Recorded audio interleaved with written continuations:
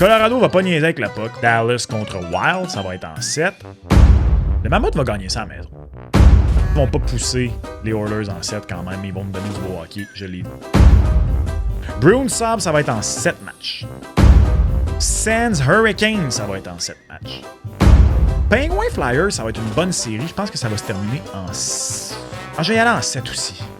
Savez-vous, je serai pas de chicken? Le Canadien va gagner à domicile.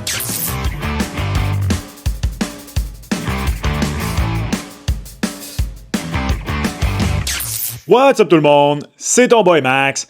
Quelle catastrophe, mon bracket des séries au premier tour.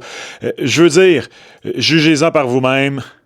Le voici à quoi ça aurait ressemblé si ça avait fonctionné, mes affaires. 2 en 6! D'où Jésus. Je me console en me disant que mes 2 bons choix, ce sont mes finalistes de la Coupe. Fait que voulez-vous? Ça peut encore arriver, ça, au moins. Canadien contre Avalanche, Canadien contre Nordique, diront certains. En voulez-vous une bonne à part de ça? C'est que l'an dernier, j'ai été 6-8 au premier tour, mais mes 2 finalistes de la Coupe, c'est ceux-là que j'avais manqués. Donc cette année, l'inverse total, incroyable. Je vais être honnête, j'ai manqué de respect aux Hurricanes et aux Sabres, à mon avis. Je pensais qu'il y allait avoir des surprises dans ces 2 séries-là. Du côté des Sabres de Buffalo, je pensais que leur manque d'expérience, on semblait oublier. Ils ont tellement été bons en saison régulière que plusieurs oublient que pour les Sabres, c'est un premier parcours éliminatoire. Je pensais que ça allait leur fesser dedans un peu plus que ça. Et surtout, je croyais que Jeremy Swayman pouvait voler la série. Jeremy Swayman a été phénoménal dans la série pour les Bruins de Boston. Pas suffisant pour voler la série. Il faut dire que la remontée dans le match 1 est venue changer les choses parce que sinon, sans ça, après le match 6, peut-être qu'on retournait pour un match numéro 7 à Buffalo. Et les Bruins ont été largement meilleurs sur la route qu'à la maison dans cette série-là. Et les Hurricanes, OK, j'ai strictement manqué de respect aux Hurricanes. Je crois surtout que je ne m'attendais pas à cette fontaine de jouvence de la part de Freddie Anderson qui a été mauvais cette année, mais qui a été très bon jusqu'ici dans les séries. Wild Stars, je pense qu'on a eu la série qu'on attendait jusqu'au match 6. Je croyais vraiment que ça allait se rendre jusqu'en 7, puis après ça, coin flip, chapeau au Wild. De toute façon, le cœur voulait que le Wild du Minnesota l'emporte. Good for them. Le Mammouth, j'y ai cru. J'ai honnêtement vraiment cru au Mammouth. Malheureusement, il faut croire que l'effet Torts est réel. Et du côté des Oilers d'Edmonton, je pense que j'avais vraiment sous-estimé l'état des blessures. Connor McDavid avait le pied fracturé. Tough scene. Que voulez-vous? C'est le temps de dropper des L dans les commentaires pour ton boy. N'hésitez pas, roastez-moi, ça me fait plaisir. Il n'y a aucun problème avec ça. Si on ne vaut pas une risée, on ne vaut pas grand-chose dans cette vie. On essaie maintenant de se reprendre pour le 2e tour. Preview, même si 2 des séries sont déjà amorcées, et prédiction pour l'entièreté du 2e tour des séries. Tout juste avant de poursuivre le 2e tour des séries et le fait que le Canadien y accède te donne envie de consommer plus de bon contenu hockey en français sur les GAFA, t'es à la bonne place. Abonne-toi. On veut atteindre cette année les 35 000 abonnés et on est sur la bonne voie. On s'approche maintenant des 30 000. Est-ce qu'on peut y arriver avant le début de l'été dans la LNH? Un petit geste qui permet d'aller loin. C'est fait? OK, grâce à toi, le Canadien va accéder à la finale de conférence. Allons justement aux prédictions. Commençons, avec les 2 séries déjà en cours, puisque il y a eu un match de jouer dans 2 séries. Cette idée-là, moi, de faire débuter le 2e tour avant que le premier ne se termine, je comprends que la LNH ne voulait pas de samedi soir sans match, mais bon. Honnêtement, moi, ça m'a quasiment fait encore moins écouter ce match-là. J'étais tellement pas prêt pour Flyers contre Hurricanes, je voulais rien savoir. J'ai quand même regardé une période complète, mais bon, que voulez-vous, c'est mon travail. Parlons-en justement de cette série-là. Donc, j'ai préparé des petits tableaux là, avec où je donne l'avantage, puis sentez-vous bien à l'aise d'être en accord, en désaccord avec tout ce que j'ai écrit. Mais après avoir manqué de respect au premier tour aux Hurricanes, je ne leur manque pas de respect au 2e tour. Balayer les 2 premières séries, c'est rare. Je pensais que les Kings l'avaient fait en 2012 en route vers leur conquête de la Coupe, mais non. Ils avaient gagné en 5 le premier tour, en 4 le 2e tour, en 5 le 3e tour. Je pense que les Hurricanes de Caroline peuvent balayer les Flyers de Philadelphie. Avant la série, j'aurais peut-être dit en 5 si je suis 100% honnête. pas tout à fait vrai parce que mon pick était vraiment Hurricanes en 4. Je pense que les Flyers de Philadelphie ont un petit peu gagné leur Coupe Stanley avec cette première ronde-là. Ils ont été très bons, ils m'ont impressionné au premier tour, mais les Pingouins m'ont beaucoup plus déçu que les Flyers m'ont impressionné. Dan Vladar continue d'être très bon. J'ai d'ailleurs donné avantage gardien à Freddie Anderson en raison du premier tour. Il y a un petit mix de deux affaires là-dedans. C'est que même si Freddie Anderson n'est pas bon depuis 2 ans, je vais donner l'avantage, surtout de la façon dont il a joué au premier tour, je vais toujours donner l'avantage à un vet comme lui face à un Dan Vladar qui, jusqu'à preuve du contraire, est l'histoire d'une saison. Mais j'aurais peut-être pu être généreux et donner l'avantage à Dan Vladar dans le filet aux Flyers de Philadelphie. Sinon, écoutez, entre Rod Brind'Amour et Rick Tocchet, c'est un coin toss. Je pense que ce sont 2 bons entraîneurs vétérans. Personnellement, je préfère Rod Brind'Amour. Rick Tocchet, je ne voudrais pas le croiser dans un ascenseur. Je sais pas pourquoi, il me fait peur. Blague à part, donc l'attaque des Hurricanes de Caroline a été meilleure que l'attaque des Flyers cette année. Même chose pour la défense. L'avantage numérique des Flyers de Philadelphie est un des pires de la Ligue nationale de hockey. Donc, pour vrai, je ne m'éterniserai pas sur cette série-là. Je pense que les Hurricanes vont passer en coup de vent et attendre, frais et dispo, le gagnant de la série entre les Sabres et le Canadien de Montréal. Je crois vraiment que Vladar doit voler des rencontres pour que les Flyers soient dans cette série-là. Et même à ça, ce sera pas suffisant. Ce sera pas suffisant. Donc, Hurricanes de Caroline en 4 qui vont se rendre avec 2 coups de balai en finale de l'Est. L'autre série qui a déjà débuté et dont le match numéro 1 a été complètement fou. 15 buts marqués dans le premier match entre l'Avalanche du Colorado et le Wild du Minnesota. Et là, si vous regardez mon tableau, vous vous dites peut-être que c'est sévère à l'endroit du Wild du Minnesota. Contrairement aux Flyers, ou à mon humble avis, à part peut-être pour l'entraîneur, c'était vraiment sans équivoque, aussi peut-être un petit peu pour les gardiens, là, c'est qu'un peu partout, c'est très serré. Par contre, on n'a pas le choix de rendre à l'Avalanche ce qui lui revient. Ils ont été une des meilleures attaques de la Ligue nationale de hockey cette saison. Ils ont été une des meilleures défenses de la Ligue nationale de hockey cette saison. Honnêtement,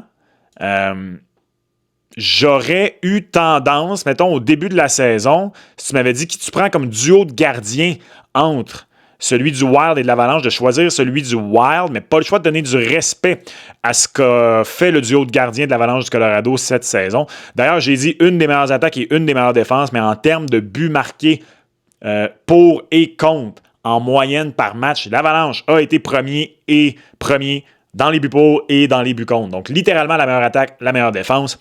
Le Wild, par contre, a terminé 4e dans les buts contre cette année dans la Ligue nationale de hockey.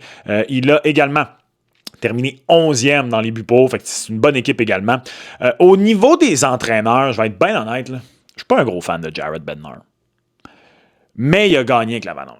Je trouve que Jared Bednar, jusqu'ici, n'a pas encore prouvé grand-chose, à part quand il y a une équipe pactée.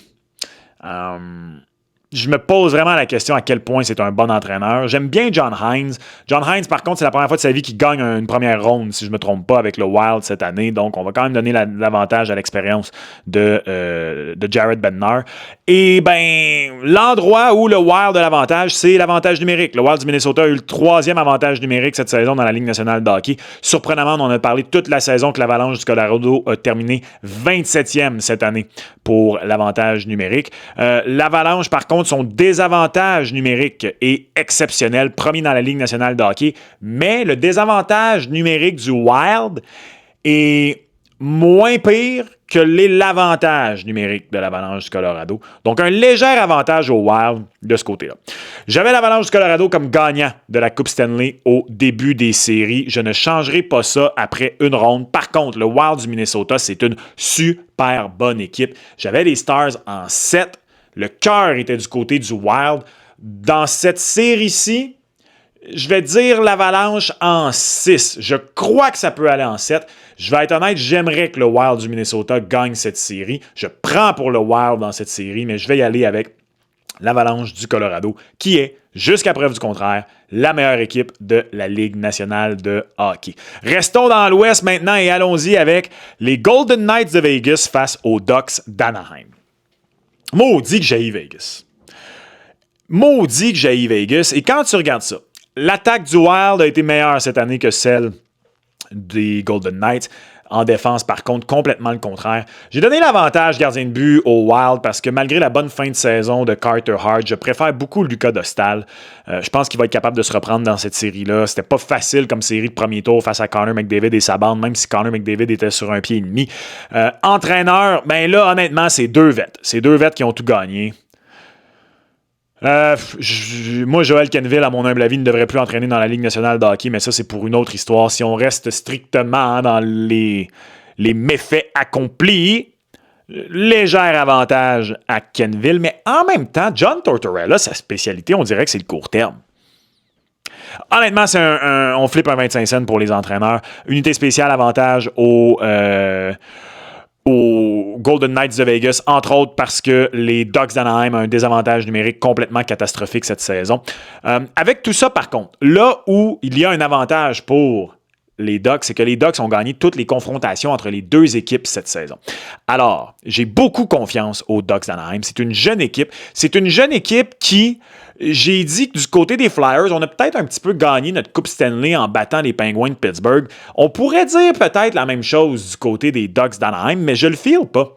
Je pense que, de un, les Golden Knights de Vegas, cette année, sont un adversaire beaucoup plus prenable pour les Ducks que ne le sont les Hurricanes de la Caroline pour les Flyers de Philadelphie. Je ne crois pas aux Golden Knights de Vegas. Les Ducks, j'en ai parlé dans ma précédente vidéo de prédiction. C'est une équipe que si elle part en feu, elle peut partir pour plusieurs matchs, être très bonne, mais si elle tombe à froid, ça peut aussi être long. Est-ce que l'inexpérience là, va commencer à se faire sentir au deuxième tour? Est-ce qu'au contraire, on va être frondeur? Moi, je m'attends à voir des canards sans complexe face aux Golden Knights de Vegas. Ils ont été tellement bons dans les confrontations entre les deux équipes cette année que, savez-vous quoi? Donnez-moi les Ducks d'Anaheim. Je vais quand même retirer mon chapeau de détracteur des Golden Knights de Vegas l'instant d'une prédiction pour quand même donner cette série-là en 7 matchs.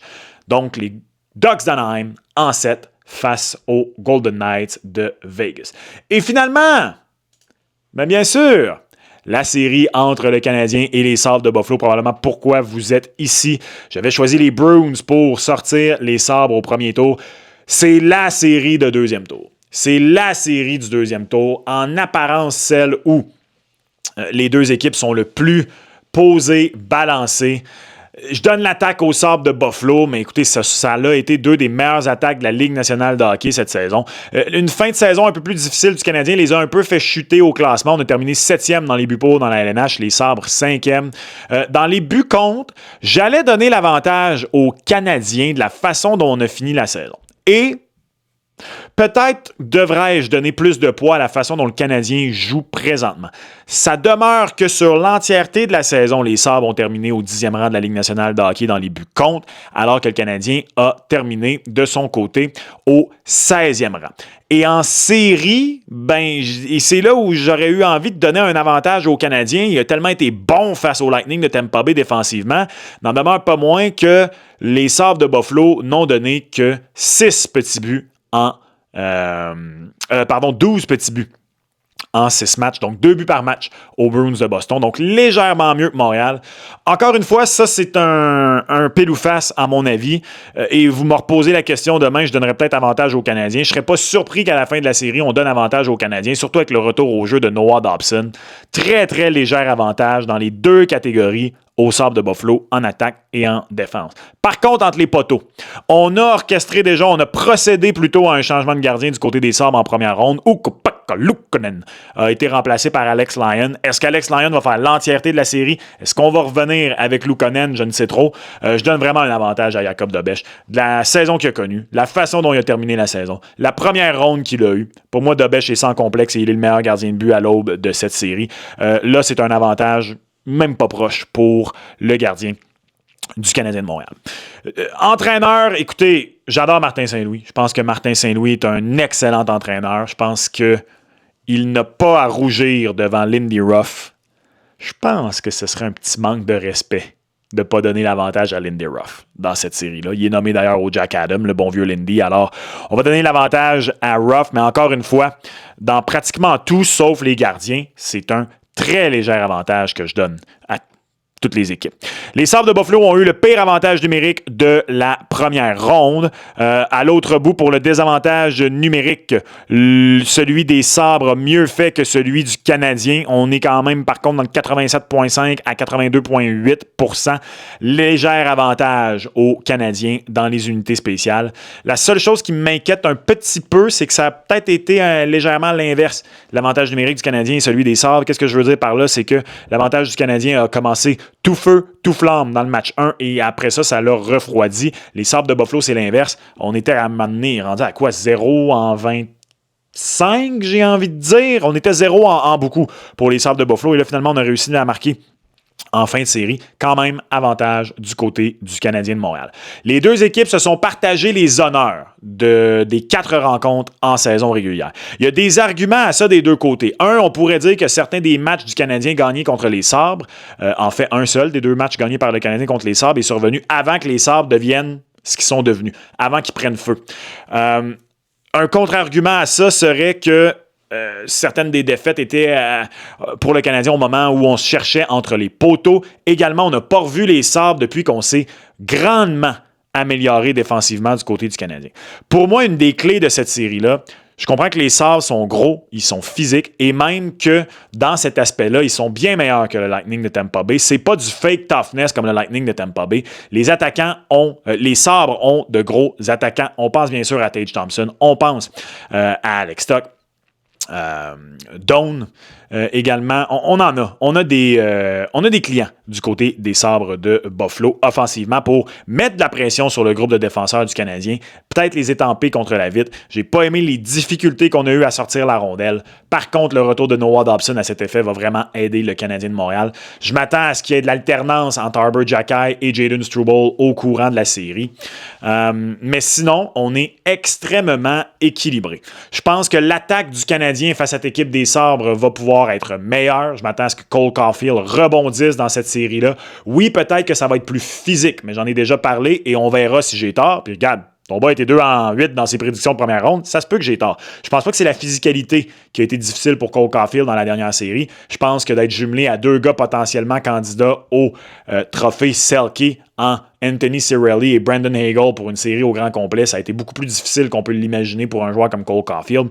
Donc, il y a des avantages des deux côtés. Je m'attends encore une fois à une série extrêmement serrée entre les Sabres de Buffalo et le Canadien de Montréal. Oui, le Canadien a peut-être été plus challengé et a donc eu une série plus éprouvante contre le Lightning de Tampa Bay. Mais je pense que le Canadien va pouvoir se servir de ça et peut-être surprendre les Sabres en début de série. Et je crois que Buffalo n'est pas prêt autant pour cette série-là que l'est le Canadien. Ça aussi, c'est un couteau à double tranchant. Je pense que le Canadien est une équipe qui a prouvé qu'elle peut gagner contre n'importe quel style de jeu. Je crois que Nick Suzuki a grandi énormément dans la dernière série. Jacob Dobeš, présentement, est au sommet de son art. Et je vais donc y aller avec une victoire du Canadien en 6 matchs contre les Sabres de Buffalo.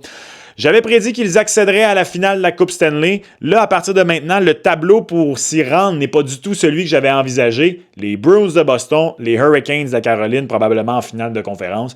C'est un tableau plus difficile que celui que j'avais imaginé. Ça reste que, moi, les Sabres, c'est pas une équipe qui me fait peur.